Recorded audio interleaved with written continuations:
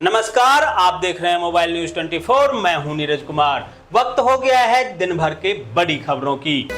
पाकिस्तान को आईएमएफ से मिली राहत, देगा $3 अरब की मदद। बेल आउट पर बनी सहमति। वहीं शहबाज शरीफ भारत में होने वाले एससीओ बैठक में होंगे शामिल। पाक ने कहा वीडियो कॉन्फ्रेंसिंग के जरिए जुड़ेंगे शहबाज शरीफ। पीएम नरेंद्र मोदी ने दिल्ली विश्वविद्यालय के शताब्दी समारोह समापन कार्यक्रम में संबोधित करते हुए कहा कि सब कुछ पूरी तरह से मत बदलो, कुछ चीजों को वैसे ही छोड़ दो जैसे रहा करता था। खासकर मोदी ने छात्रों से कहा नूडल्स और मोमोज का स्वाद नहीं बदलना चाहिए।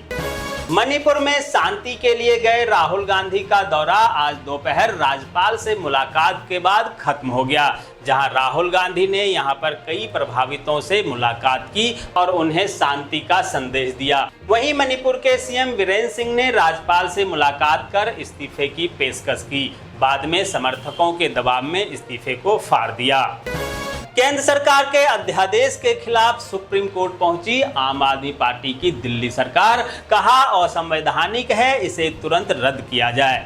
कर्नाटक हाईकोर्ट ने शुक्रवार को ट्विटर पर फरवरी 21 और 22 के बीच केंद्र सरकार द्वारा जारी किए गए 10 ब्लॉगिंग आदेशों को चुनौती देने वाली याचिका को खारिज कर दिया, जिसमें सोशल मीडिया के दिग्गज कंपनी को 39 URL हटाने का निर्देश दिया गया था। कोर्ट ने कहा ट्विटर कोई किसान या कानून से अपरिचित नहीं बल्कि एक अरबपति कंपनी है, और कर्नाटक हाईकोर्ट ने ट्विटर को 50 लाख रुपए जुर्माना भी देने को कहा है।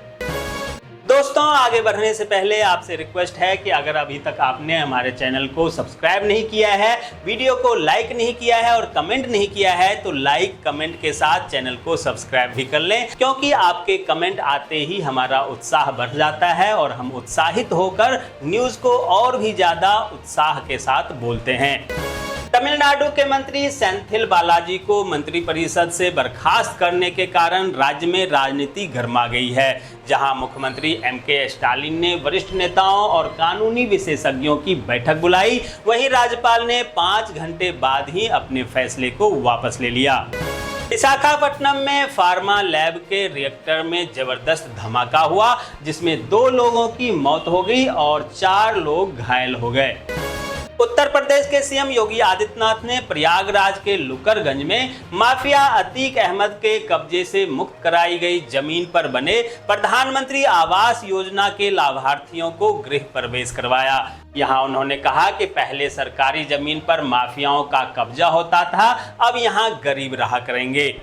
बिहार लोक सेवा आयोग की 69वीं संयुक्त प्रतियोगिता परीक्षा सहित 4 प्रारंभिक परीक्षाओं का आयोजन अब एक ही प्रश्न पत्र से होगा, जहां राज्य में पहली बार सिविल सेवा, विकास परियोजना पदाधिकारी, वित्तीय प्रशासनिक पदाधिकारी और पुलिस उपाधीक्षक तकनीकी के रिक्त पदों की प्रारंभिक परीक्षा में एक ही प्रश्न पत्र होगा, जहां इसके लिए 15 जुलाई से 5 अगस्त तक आवेदन किए जा सकेंगे।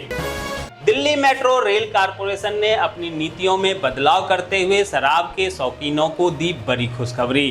दरअसल बेमिसाल 21 साल नामक ट्विटर हैंडल से ट्वीट के जवाब में DMRC ने रीट्वीट कर लिखा, हाँ आप दिल्ली मेट्रो में शराब की 2 सीलबंद बोतलें ले जा सकते हैं।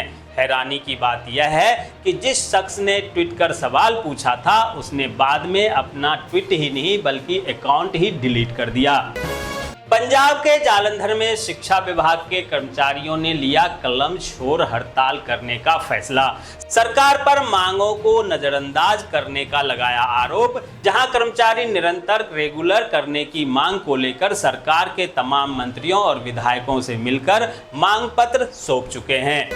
हरियाणा के सोनीपत नगर निगम में अधिकारियों की नाकामी और भ्रष्टाचार के खिलाफ विधायक Surender Pawar, mayor Nikhil Madan, senior deputy mayor Rajeev Saroha, deputy mayor Manjeet Gahlawat सहित पार्षद धरने पर बैठे, जहां विधायक सुरेंद्र पवार ने अधिकारियों पर लगाए भ्रष्टाचार के कई संगीन आरोप।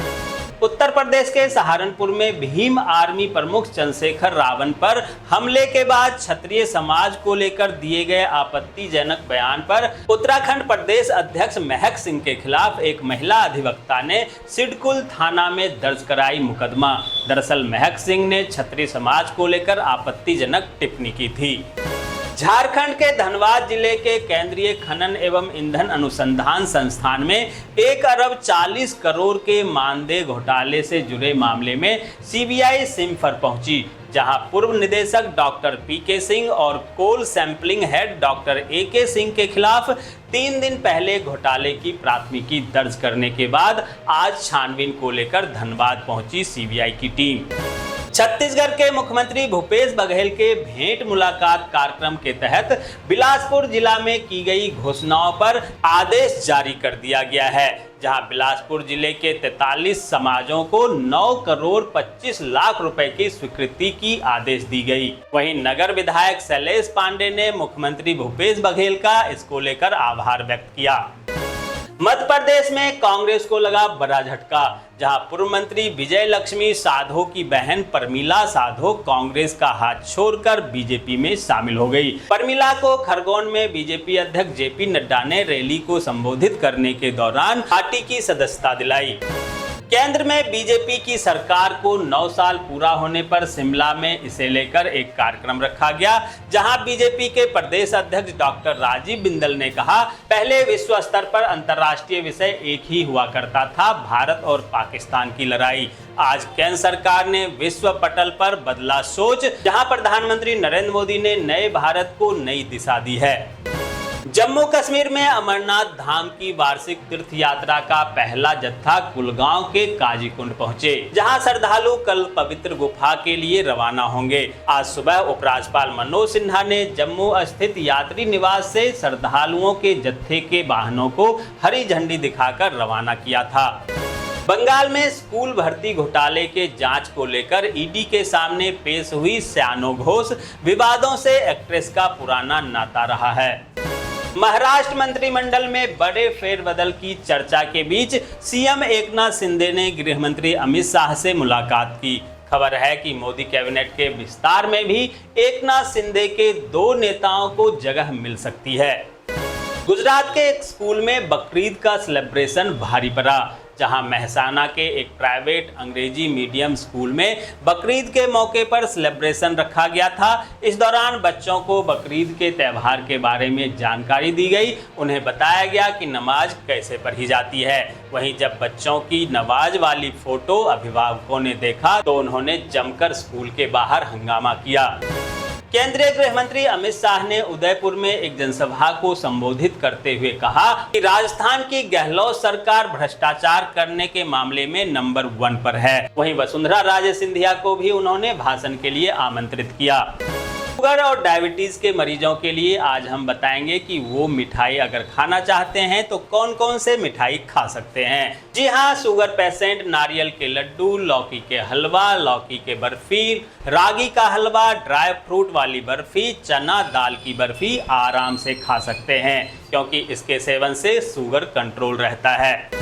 देश भर में संचालित एकल आदर्श आवासीय विद्यालय में 2266 पीजीटी, 303 प्रधानाचार्य, 361 अकाउंटेंट,